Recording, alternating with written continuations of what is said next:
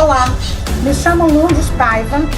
Estamos apresentando esse documentário onde iremos abordar o levantamento teórico, a angústia sentida através de depoimentos vividos por mulheres durante e pós a pandemia da Covid-19.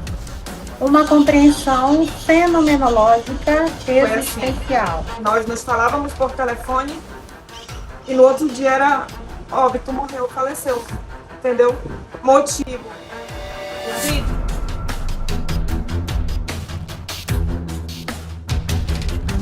Covid-19 na minha vida, né?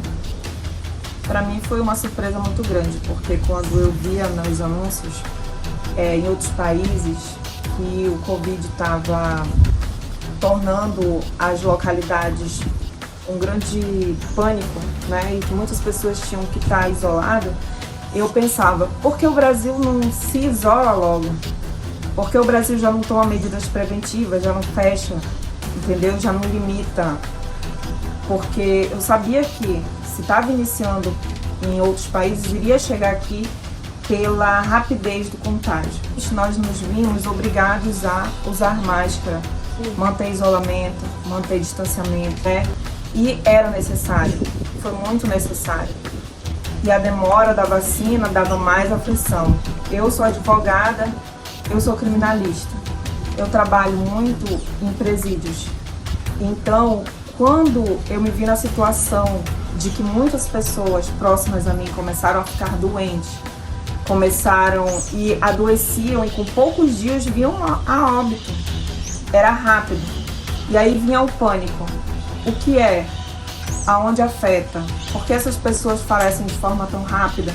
Era algo desconhecido. Ele era desconhecido fora e estava sendo desconhecido dentro do Brasil também.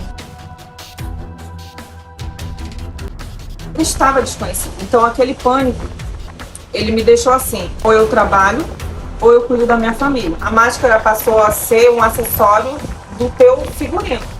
Já não saía mais sem ela. Mas o que realmente me dava pânico era que algumas pessoas ainda negavam a existência de algo que estava matando. Eu, como tenho asma, minha filha, meus pais são idosos, nós fomos os primeiros. Quando chegou, nós já fomos para a fila da prioridade para tomar, porque eu tenho asma comprovada. Então, aquela primeira dose já foi uma dose de esperança para mim. Então, ali eu já pensei, não, na segunda dose eu já vou conseguir trabalhar. Eu ainda não tive coragem de sair na primeira. E o que mais me abalou é que eu já não conseguia mais conversar com ninguém. A minha sócia do escritório, nós tínhamos assuntos pendentes para colocar em pauta e nós não conseguíamos conversar. Por quê? Por causa do espaço. Gerou assim uma inquietude psicológica. E se ela tiver? E se eu pegar? Como é que vai pegar? Então, quando veio a segunda onda da Covid, que foi antes da primeira dose da vacina, eu me lembro como se fosse hoje, eu perdi pessoas importantíssimas, colegas de profissão. Eu lembro perfeitamente que foi assim, nós nos falávamos por telefone e no outro dia era óbito, morreu, faleceu, entendeu? Motivo, Covid. Não tinha como, os hospitais estavam lotados. Corria para a Samel, estava lotada. Corria para os hospitais públicos, estava lotado. E o pessoal da saúde lutando para manter a vida das pessoas. E tivemos que lidar com os fake news. Foi uma onda de coisas assim que foi tomando conta do ser humano. Parece que o ser humano desapareceu. Não sei o que aconteceu com as pessoas vivenciando e negando, as pessoas vivenciando e culpando pessoas que estavam lutando. Tem um amigo meu que me ligou, que ele estava com um colega nosso de profissão no Platão Araújo, e ele não sabia mais o que fazer, porque até então pensavam que era uma doença pulmonar. Não é erro do pessoal da saúde também, era algo novo. Era algo que eles tinham que estudar, assim, você estava estudando, entendeu? Então, eles tentavam tratar e não conseguiam. Então, era o melhor amigo dele e ele perdeu o melhor amigo dele. Então, não tinha essa de quem tinha mais dinheiro, de quem tinha menos dinheiro, de quem era dessa ou daquela religião, dessa ou daquela cor. As pessoas estavam morrendo. E não estavam morrendo por culpa das pessoas que estavam cuidando. Estavam morrendo por quê? Porque o vírus, ele era um vírus agressivo. A perda que mais me impactou foi de um colega. Eu falei com ele num dia, ele estava se sentindo mal, passaram-se 2 dias, ele foi a óbito.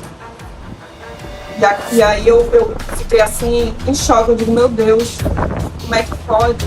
Sabe, a gente não conseguia entender. Até hoje, quando eu vou sair, eu ainda tenho uma restrição de ficar sem máscara.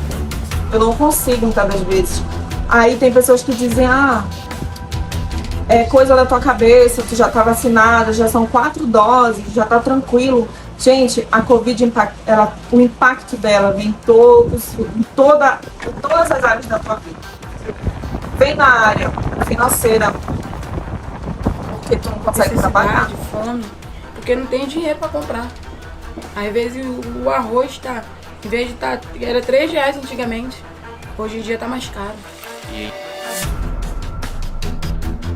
Esse tema é um tema assim bem difícil, né, para todos, porque com certeza a pandemia deixou rastro de tristeza para muitas pessoas. Antes da virada do Natal, do dia 24 para o dia 25, a gente faz o nosso culto de agradecimento, de ação de graça. E lá nós estávamos todos com o ar ligado, uma sala até um tamanho bom. Nós estávamos lá, até então ninguém tinha sentindo nada, não sentia nada, estava tudo ok. E passando os dias, e eu sei dizer que 11 pessoas da minha família estavam com Covid. E foi na época também que Manaus não tinha leito em lugar nenhum. Nesse mesmo período, minha mãe também estava com Covid, meu pai acometido de AVC, ele tinha câncer de próstata. E com medo da gente, do meu pai contrair também isso, né? Que era acamado. E não ia ter como.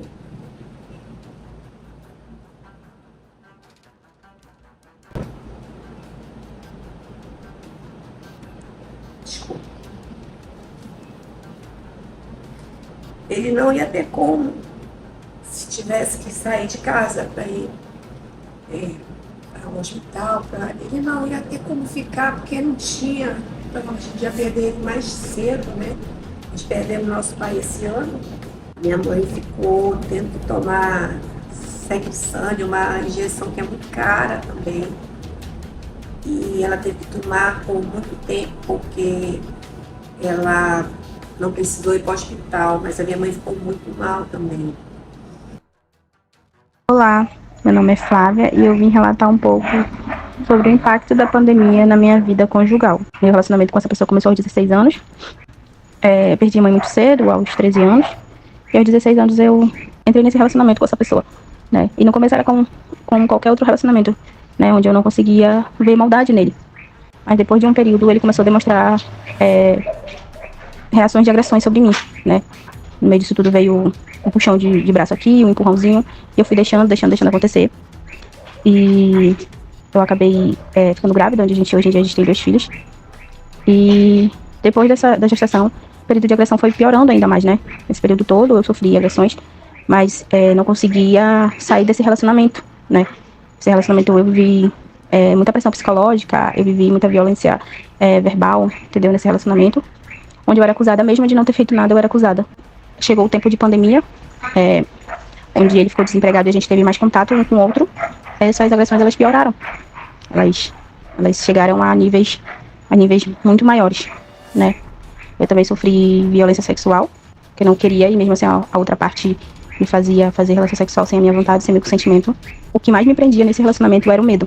Eu tinha medo dele me matar, eu tinha medo de ele fazer alguma coisa com as nossas filhas. Então o medo me prendia ali naquele lugar, em muitas coisas, mas eu fui conseguindo vencer esse medo e eu consegui construir tudo aquilo que eu sempre queria, tanto no meu relacionamento, e eu não tinha um apoio nenhum da pessoa. Então, numa etapa assim da pandemia, onde eu consegui, mesmo lá naquele momento de dificuldade, onde a gente estava sofrendo muito, eu consegui sair de todo esse problema, eu consegui me erguer de novo, sabe? Então, pra mim foi algo muito vitorioso. Foi algo muito vitorioso, porque mesmo na dificuldade e mesmo no processo que a gente estava sofrendo no mundo todo, no impacto do mundo todo, eu consegui sair de um relacionamento onde eu vivi 10 anos sendo violentada, fisicamente, verbalmente, psicologicamente. Eu consegui tirar os meus pés desse relacionamento e colocar os meus pés numa nova história de recomeço.